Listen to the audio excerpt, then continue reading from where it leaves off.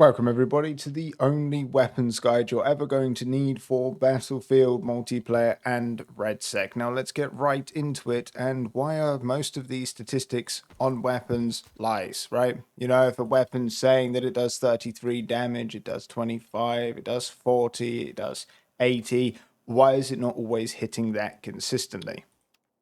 We head on over to assault rifles, and I'm just going to carbines. The M4A1 seems to be a very popular weapon. If we head over to the firing range, we're going to see that it's not doing that 25 damage. It's more when it's like in that 5 meters, maybe 7.5 meters, maybe sub 10 meters that it will actually hit for 25. And if it was hitting for 25 all the way out to like 20 meters or even like maybe even 25 meters, if that was like the minimum for every single weapon in the game, for like, to say, assault rifles and carbines, they do whatever they say on their statistics to 25 meters, it would be okay. Maybe SMGs are 20 meters. Maybe DMRs go all the way out to like 50 or something. But because it isn't performing to its actual statistic, most of the time it leaves weapons feeling really weak. Even though they can feel okay, a lot of the time they are very, very weak. Now, there are a few exceptions to this rule.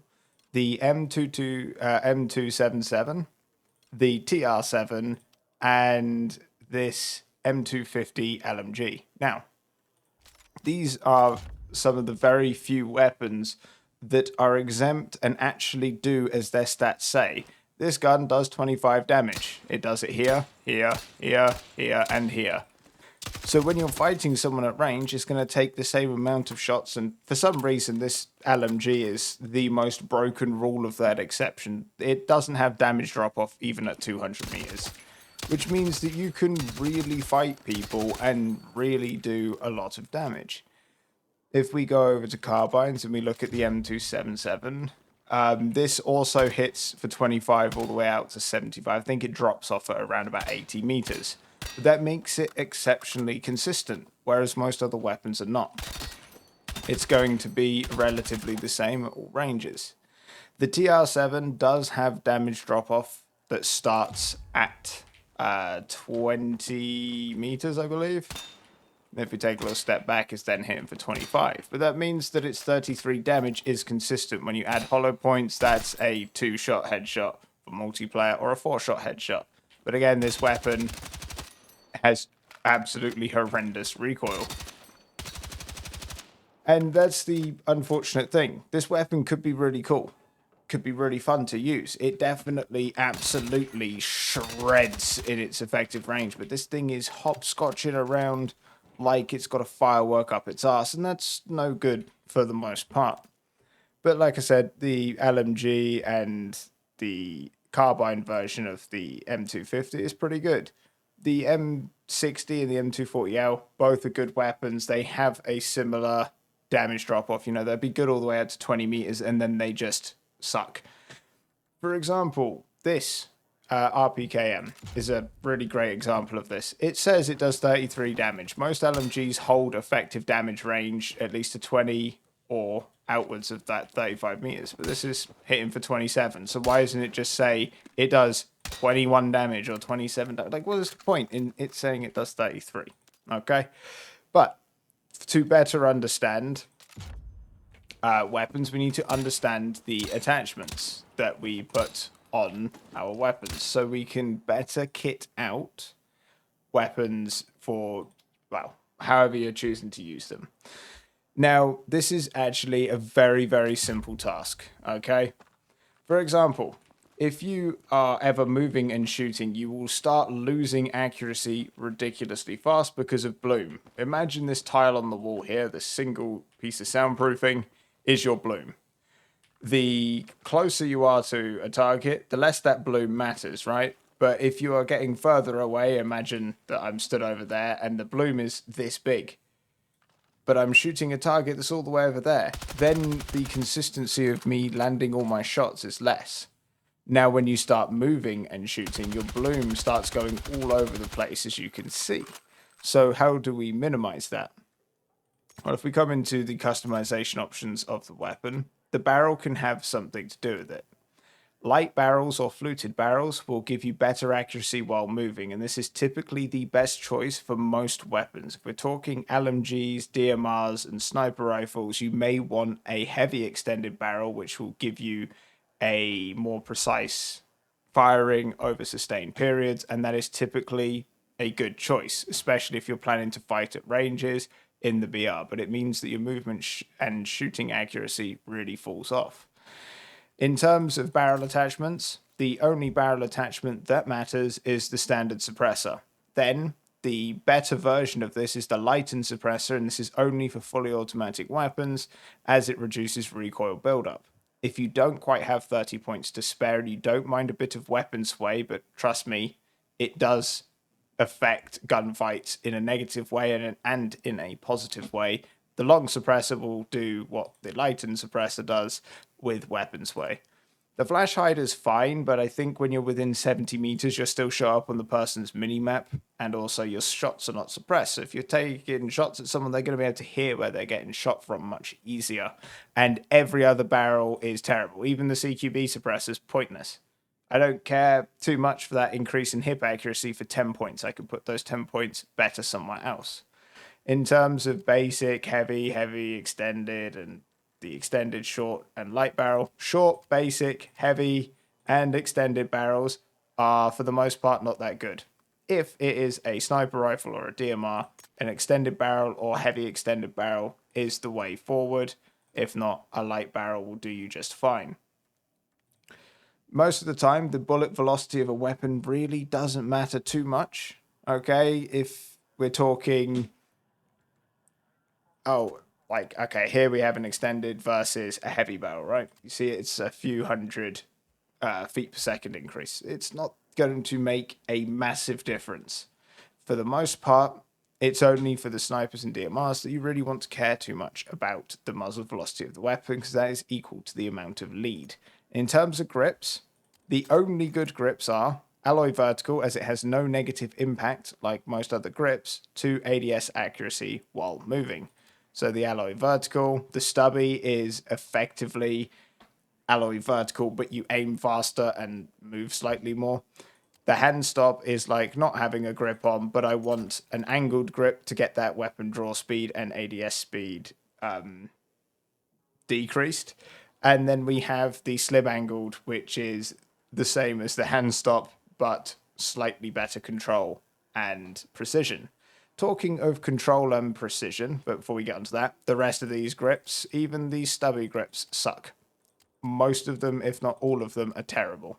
There are a couple that have their use cases in certain periods of time, but most of the time, angled grip, if you want to aim faster, stubby, pretty good. If not, alloy vertical, that's going to sort you out nice and easy. In terms of precision and control, precision is equal, if you want to look at it like this, to the amount of bloom. Low precision, high bloom. As we saw with the TR7, it is all over the place. Low control means lots more recoil. High control, less recoil. Okay, that's nice and simple.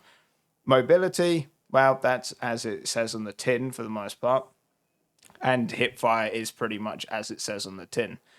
Magazine size and rate of fire are the only other two things that don't really lie to you, but the damage typically does.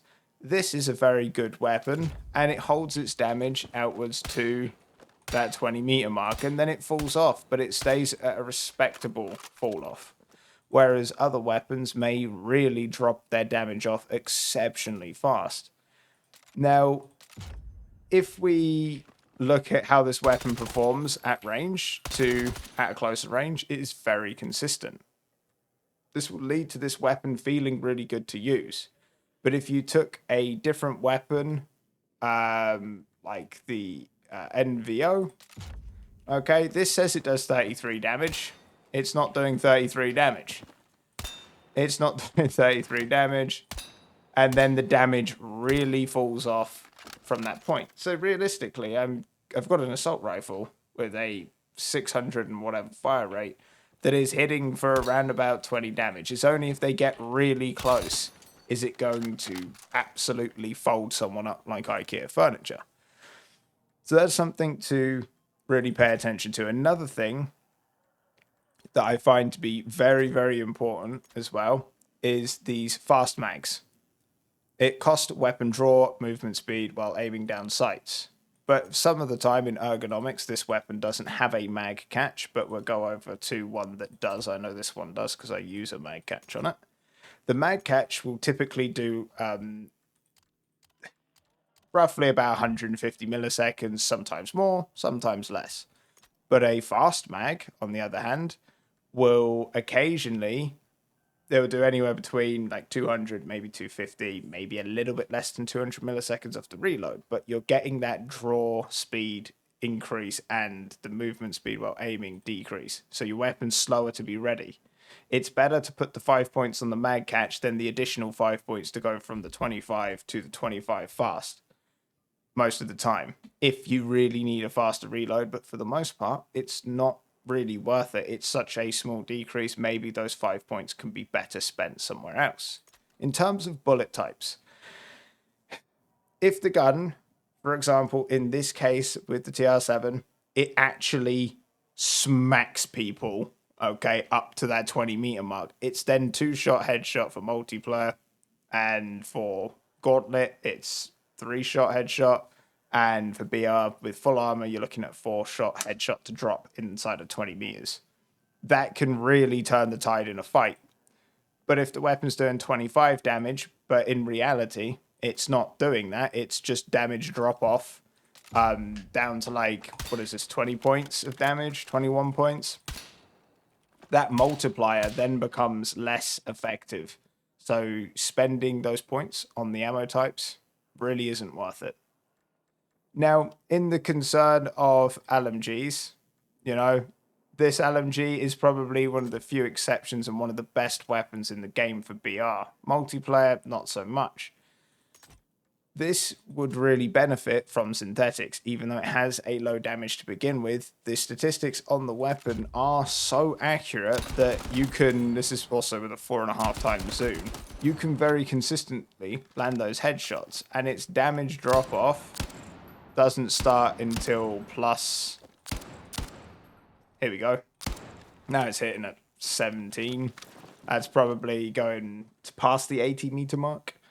That's when it's dropped off. But for the most point, up close, it's hitting for 25. So having synthetics might make this do a lot more damage, maybe turning that tide in RedSec or BR, that sort of thing. And you really do have the ability to put the synthetics on, because you don't really need many points on other aspects of the gun, because it's already very, very precise and very good for control. So therefore, this is the one exception that synthetics make sense. Now let's talk about DMRs and snipers, as these basically fall in the same category. The only DMR that's good is the M39. The SVDM is the M39, but crap.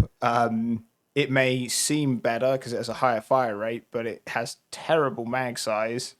And for a 20 fast mag on this, you'd be spending like 45 or something points on this. So this DMR is really not worth using. Although it has a slightly higher fire rate, it's not worth it versus the versatility of this. Now, putting hollow points on DMRs is worth it because they hold their base damage really well. We've got 40, 38. I mean, if I'm actually in that 20-meter range, it's still hitting for 40. That means headshots are 60, and that's with a 1.34 multiplier.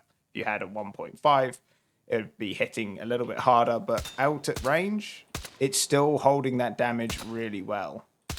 And it's still hitting it in the head really hard. So therefore, putting hollow points on this would make sense.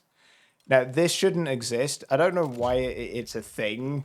Like, it's a DMR, but it damage drops off really down to 25, and the mag sucks. You want a bigger mag, it's still terrible. I don't know. This at this point should be an assault rifle, but here we are. The M2010 is a really good sniper. It's something that can house long-range bullets on the ammunition type. Now, having the ability to put long-range ammo in, it's actually really useful for reducing drag, but I think it would equal out to a muzzle velocity increase of 50 to 100 in some cases.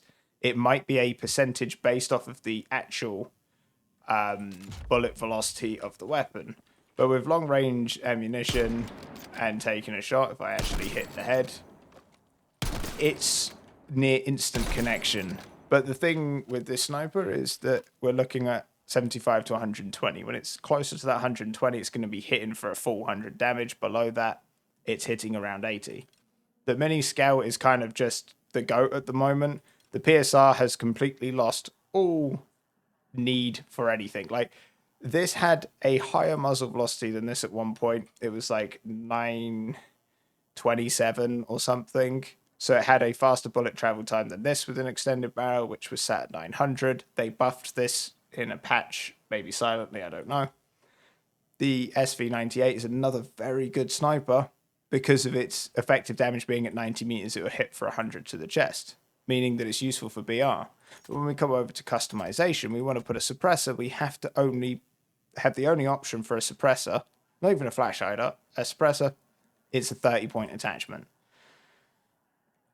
We have no magazine options, and if we want anti-glare and things like that, it's a big problem. Talking of more sniper rifle specific attachments, anti-glare is a big must-have. It makes a massive difference to the overall visibility of when you're scoped in looking in someone's direction. Now, for snipers, I would recommend just a standard suppressor. There is no need for a lightened or a long suppressor on snipers.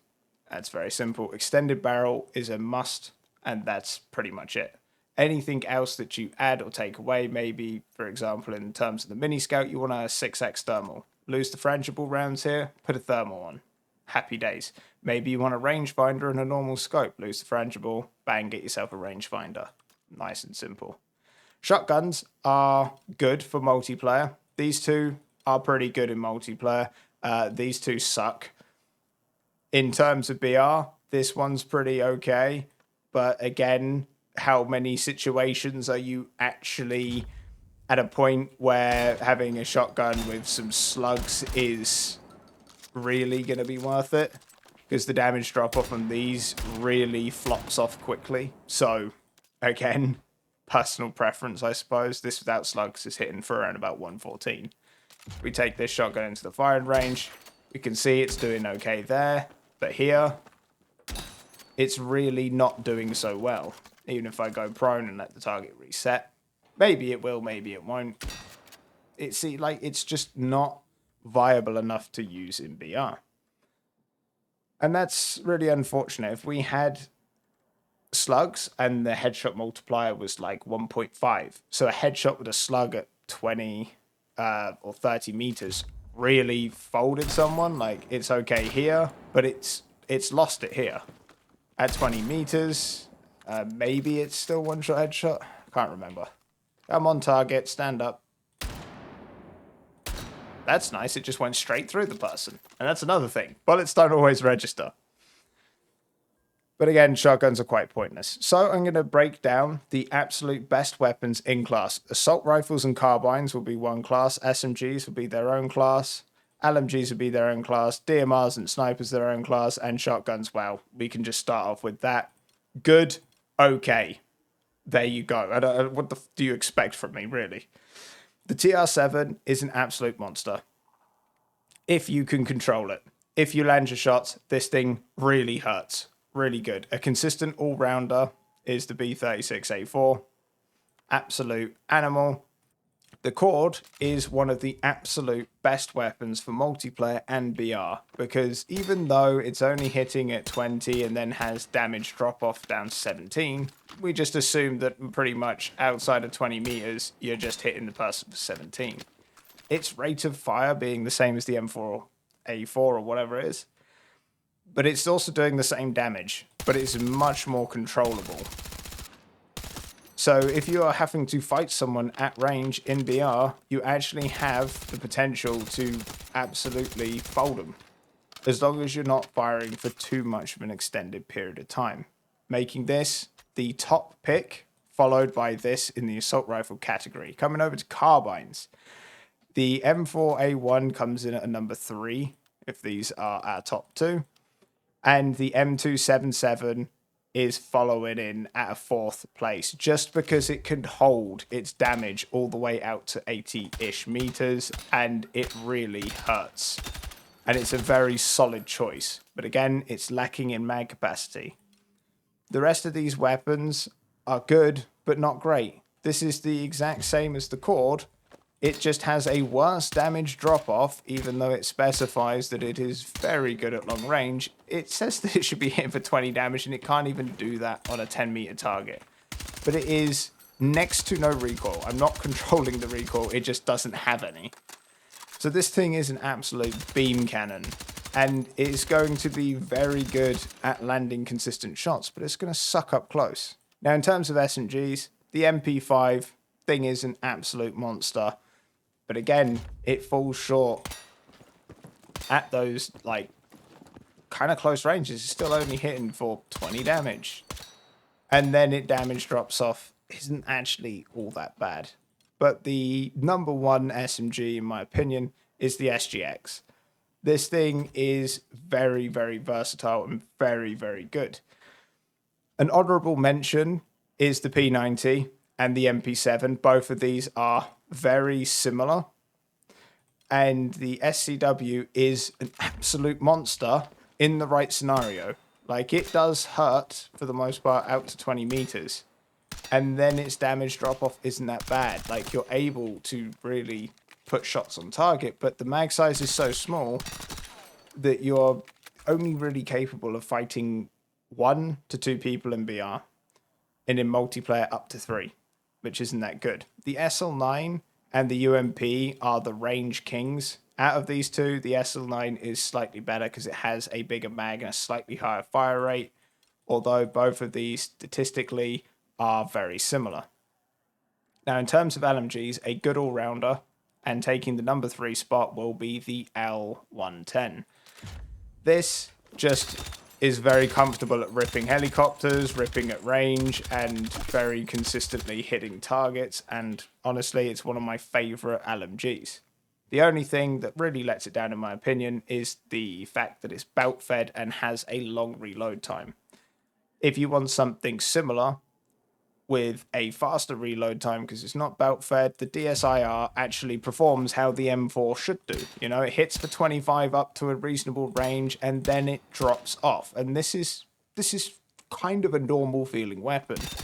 It is very consistent when being used, but again, over extended fire periods, not too good. The M60 and M240L, they're not too good.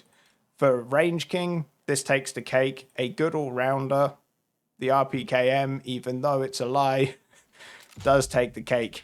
It just has the ability to hit consistently and stay consistent, and it also, if they do get close enough, it is going to be able to turn the tide in a gunfight and outpace. But at that fire rate, I would rather just take this and know that I'm going to be landing more shots more consistently.